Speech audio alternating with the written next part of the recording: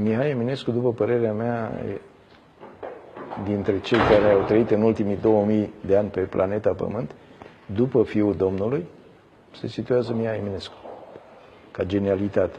Știți că Mihai Eminescu este cel mai mare fizician al lumii? Fizician? Da. Păi și Einstein. Ați auzit de excrocul ăla? De Einstein? Păi, ce-a făcut de ovreașii?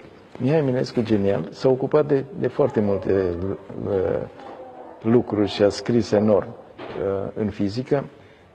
Mihai Eminescu s-a ocupat de teoria relativității și a scris primul pe planeta Pământ formula de calcul a vitezei luminii, V egal cu m ori c la pătrat. A apărut plagiatorul la excrocul de Einstein care zice că E egal cu, nu V, ci E, egal cu m ori c la pătrat. S-a ocupat Eminescu de teoria cuantelor, înainte de Max Planck. S-a ocupat de găurile negre din univers și de Big Bang. Astea sunt câteva domenii care le-am aflat eu. De unde le-am aflat? De la un profesor de fizică din Azuga, care de undeva a aflat și el de preocupările lui Eminescu în domeniul fizicii, a venit la București și în arhiva Academiei Române a găsit manuscrisele lui Eminescu din domeniul fizicii. Evreii au avut destule motive ca să lichideze pe Eminescu. Eminescu a fost asasinat.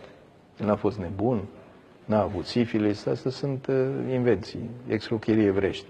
L-au omorât evreii, l-au asasinat cu injecții cu mercur și cu frecții cu mercur. Frecții cu mercur? Cu mercur, da. Când a văzut că nu moare, i-au dat între 4 și 7 grame pe zi injecții cu mercur. Cu vreo 2 grame de asta omori un cal. Eminescu n-a murit. Câteva luni i-au dat injecțiile astea. Văzând că nu moare Eminescu, i-au prescris frecții cu mercur.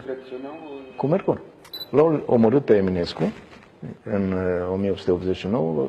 N-a murit nici cu injecție de mercur, i-au dat cu cărămidă în cap și asta a fost finalul. După ce l-a omorât pe Eminescu, el a avut mare încredere în Titu Maiorescu și și-a lăsat lăzile cu manuscrise la Titu Maiorescu.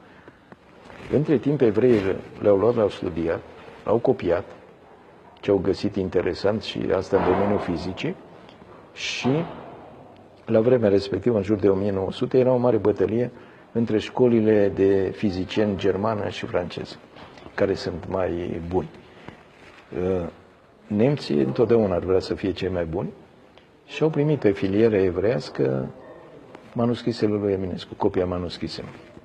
L-au văzut marilor fizicieni și au zis, noi nu riscăm să ieșim în public cu aceste descoperiri ale lui Eminescu, că cineva mai devreme sau mai târziu le află și nu vrem să ne facem de minune.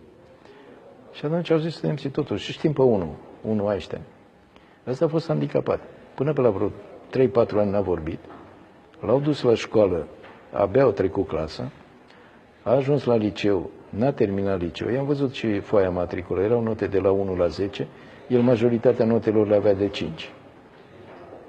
Mi se pare și că la fizică 5, n-a luat bacalaureatul, dar nu era învățământul de acum, atunci, la vremea lui. N-a luat bacalaureatul, deci n-a terminat liceu cu bacalaureat, n-a intrat la facultate, că dacă n-aveai bacalaureat, nu intrai la facultate, n-a lucrat în niciun laborator de fizică, nicăieri, că era handicapat și când a fost mai mare.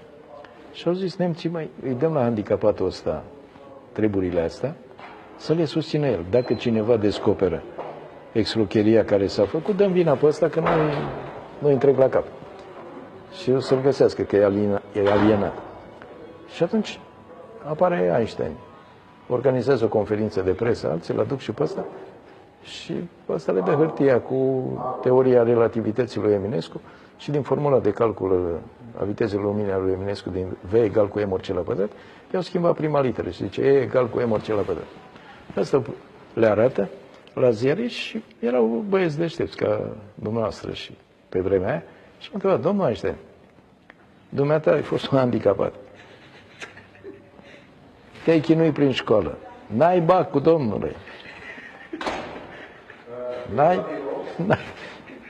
N-ai fost nici portar la facultate, nici măcar la un institut de cercetări în domeniul fizic.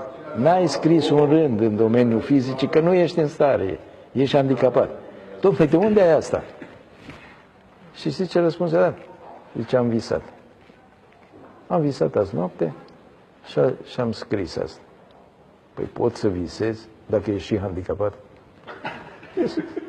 Ei, și pe ăsta l-au făcut evreii mare și tot auzim de Einstein, marele fizician, și i-au pus lucrările lui Eminescu care există. Manuscrisele există, le-am văzut și eu într-o carte.